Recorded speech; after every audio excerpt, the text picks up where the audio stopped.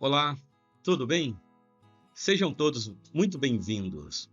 Aproveitando você que tem aí assistido o nosso vídeo no nosso canal, seja um patrocinador. Compartilhe o vídeo com um amigo seu, curta, comentem. Pode comentar positivamente, negativamente, faça suas perguntas, suas críticas, porque tudo isso nos ajuda a melhorar aqui o nosso canal. Deus te abençoe aí se você aceitar aí o nosso desafio, tá bom? Hoje nós iremos comentar um pouco sobre a verdadeira relação de pessoas públicas que estão dentro das igrejas e que influenciam a sociedade, especialmente no mundo gospel, que tanto influenciam a nossa sociedade e às vezes no meio da juventude. Então eu vou ler um texto rapidamente, só para embasar o que nós vamos falar, e depois nós vamos tecer aqui alguns comentários do que vem acontecendo nos últimos tempos aqui na nossa nação, com esta nossa geração, para saber o quanto o nome de Deus tem sido honrado, temido, ou o nome de Deus tem sido envergonhado no meio dos ímpios. O texto que eu vou ler está registrado no livro de Eclesiastes, capítulo 11, versículo de número 9. E também vou ler o capítulo 12, versículo 1, que o texto sagrado diz assim: Eclesiastes 11, 9. Alegra-te, jovem, na tua juventude, e recreie-se o teu coração nos dias da tua mocidade. Anda pelos caminhos que satisfazem o teu coração e agradam os teus olhos. Sabe, porém, que de todas estas coisas Deus te pedirá conta. O texto chama a nossa atenção para a nossa responsabilidade como cristãos que somos, e muitas vezes cristãos que influenciam outros. O nosso coração, segundo o sábio escrito aqui no texto, é para se alegrar na juventude, recrear-se, se satisfazer. Ele dá essa liberdade. Esta é a liberdade que Deus nos deu de tomarmos decisão, de fazermos aquilo que nós achamos que é correto. Não se esqueça que o nosso coração está registrado por um outro profeta. O nosso coração é enganoso e desesperadamente corrupto. Por isso, o sábio diz no finalzinho do versículo: saiba, porém, que de todas estas coisas, que coisas são essas? Aquelas que o nosso coração almeja, que quer se alegrar, se recrear, popularidade, a vida muitas vezes de influência para uma sensualidade promíscua, pode fazer tudo isso. Saiba que de todas estas coisas Deus te pedirá conta. Nós teremos que prestar conta ao nosso Deus.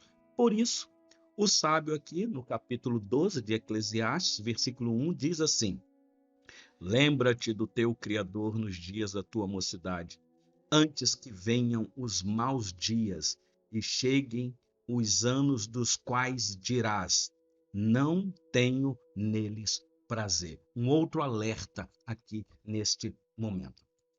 O assunto se faz necessário nesse momento porque temos contemplado, especialmente aí nas mídias, pessoas que se dizem cristãs e que, por um momento, talvez de sedução, de nova perspectiva, de nova visão de mundo, começam a assustar os antigos crentes que têm na sua mão uma antiga Bíblia, que são de antigos costumes e que se preservam nestes antigos costumes, e que esta nossa modernidade nos assusta. De fato, quando o meme diz que o mundo gospel não anda bem, mas não anda bem mesmo.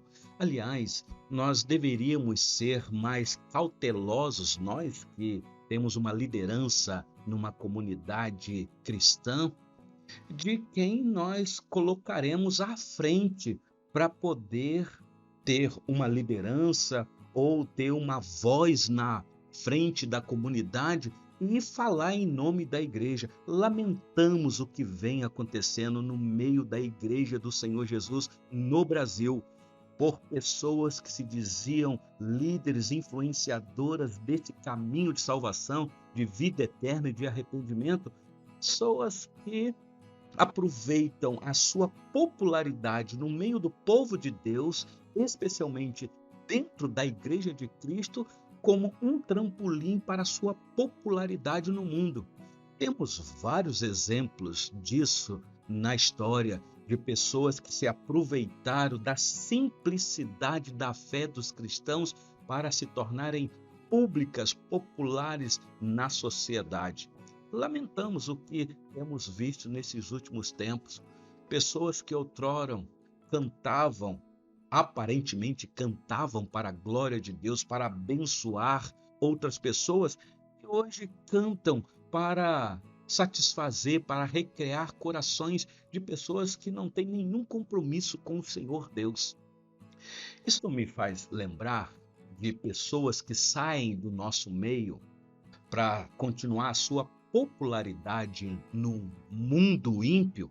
Isso me faz lembrar o que está registrado na segunda carta do apóstolo Pedro, no capítulo 2, no versículo 22. Se você quiser conferir lá, o apóstolo Pedro falando exatamente deste tipo de gente que outrora estava no nosso meio e que, por uma sedução do mundo, se encantou com a fama no meio do mundo e aí saíram do nosso meio.